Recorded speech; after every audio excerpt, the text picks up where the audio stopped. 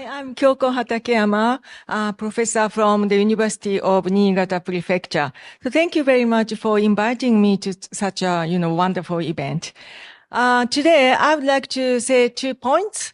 First, multilateral framework is important to bring about stability on the Korean Peninsula because North Korean challenges are essentially multilateral.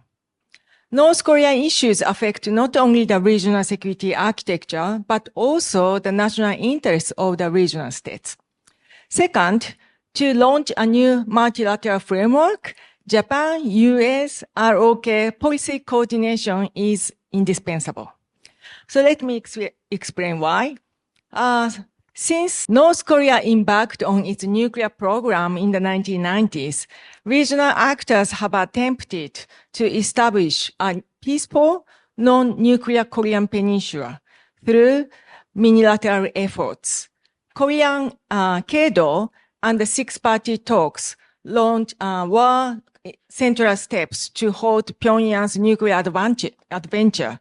However, both frameworks ultimately failed and intentionally provided North Korea with additional time to develop nuclear weapons. By 2017, as you know, North Korea had become a de facto nuclear armed state. So earlier unilateral mechanisms such as KEDO and the six-party talks failed largely due to insufficient coordination among participating states.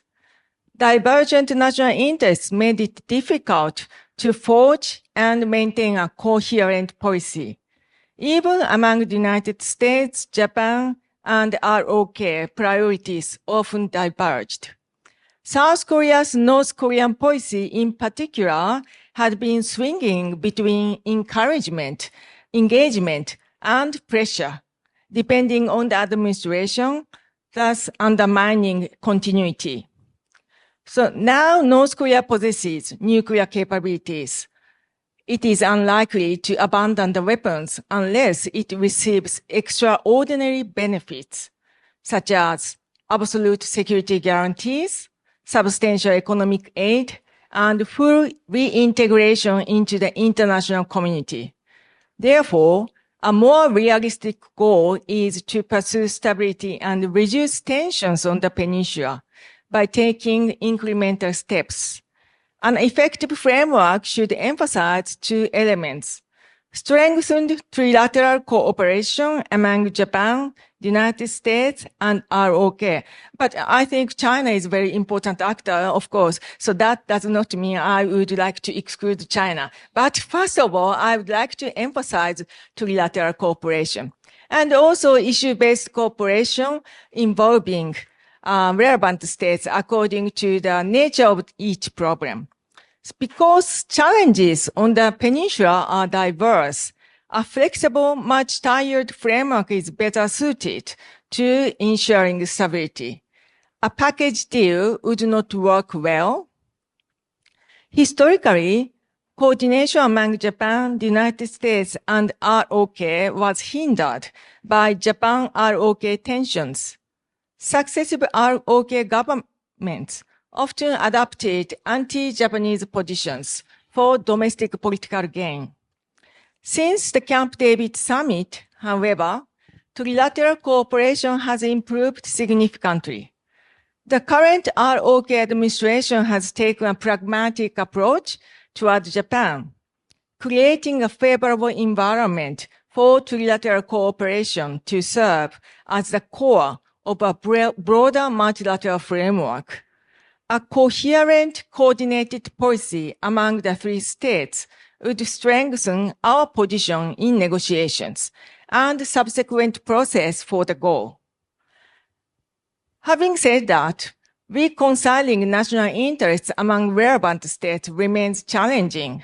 Japan assesses development on the peninsula through 2 lenses. One is direct security threats, including North Korea's nuclear and missile capabilities, and abduction of Japanese nationals. And number 2, alliance management.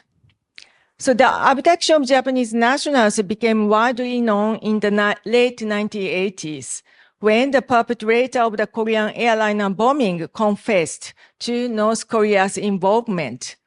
Although public attention fluctuated over time, the issue has remained a major obstacle in Japan's North Korea policy. Following Prime Minister Koizumi's 2002 visit to Pyongyang, 5 abductees were returned, but the fate of the remaining 12 is still unknown. The lack of credible information from North Korean side has heavily constrained Japan's policy options. Moreover, North Korea's repeated missile launches toward Japan pose a significant security risk, even if they have not landed on Japanese soil. So given these moves, Japan's priorities differ from that of the United States.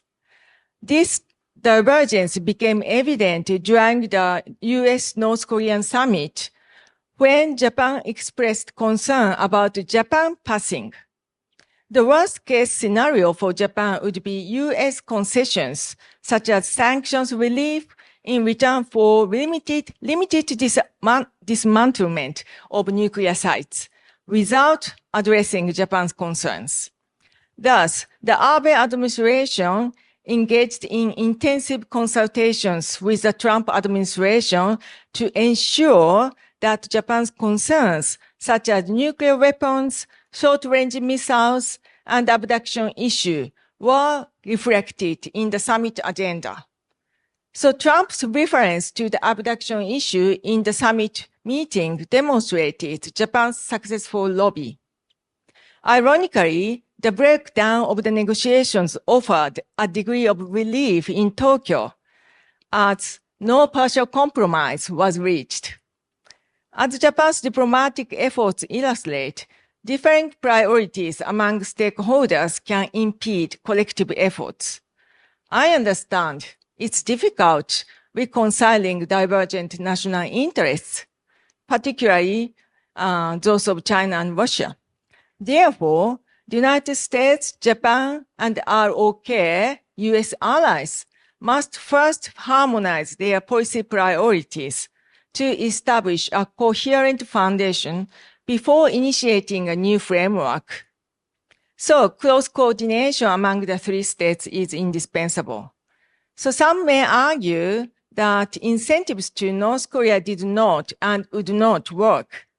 Unlike the United States or China, which possesses nuclear weapons legitimately under the NPT framework, North Korea gains neither political legitimacy nor economic benefits from its nuclear arsenal. Prolonged economic sanctions have severely damaged its economy and deepened its diplomatic isolation. So nuclear weapons alone cannot ensure the regime's long-term prosperity, even though if it ensures survival. In addition, the growing institutionalization of Japan-US ROK defense cooperation suggests that North Korea's security environment has not improved despite its nuclear capability. While North Korea maintains close relationships with China and Russia, and these ties may help regime survival, they cannot bring about economic prosperity or reintegration into the international community. So North Korea's nuclear and missile capabilities threaten many states, leading to the instability of the region. Therefore, a durable peace on the peninsula must be pursued through multilateral frameworks. Bilateral agreements alone are insufficient, as they would likely to be undermined by Russia's or China's lack of cooperation.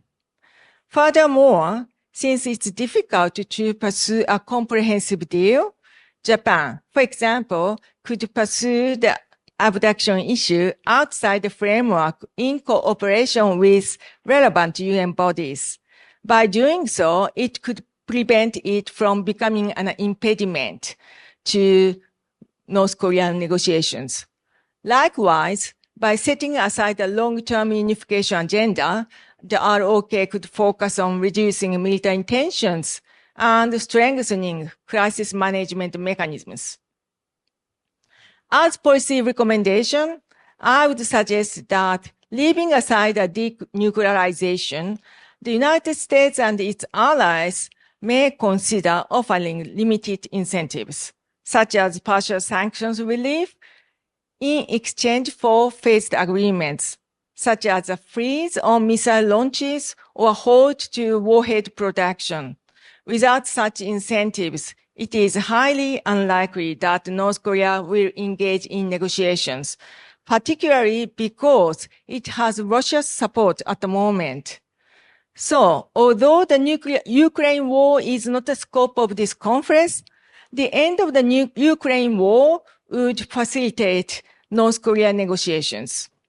If these incremental steps proceed successfully, regional stakeholders will eventually need to provide regime guarantees within a multilateral framework, even though such guarantees may reshape the regional security architecture through a peace treaty, limits on U.S. ROK joint exercises, or adjustments to U.S. force posture. In sum, a pragmatic and sustainable approach to the North Korean nuclear challenge must be multilateral, sequenced, and incentive-based. U.S.-Japan ROK coordination is the essential first step towards a framework which advances peace and stability on the Korean Peninsula. But lastly, I would like to raise a new issue, which is Japan-China tensions. As you know, since the Takaichi statement about Japan's involvement in the Taiwan contingency, Japan-China relations is deteriorating, with China putting pressure on Japan. If the tensions continues, it will affect the regional stability, including Taiwan and the Senkaku area. So these issues, Taiwan and the Senkaku area are more imminent and important issue for Japan and maybe China too. So it will be difficult for all of us to ensure peace and stability on the Korean Peninsula. So maybe we have to think about Japan-China tensions as well. Thank you very much for listening.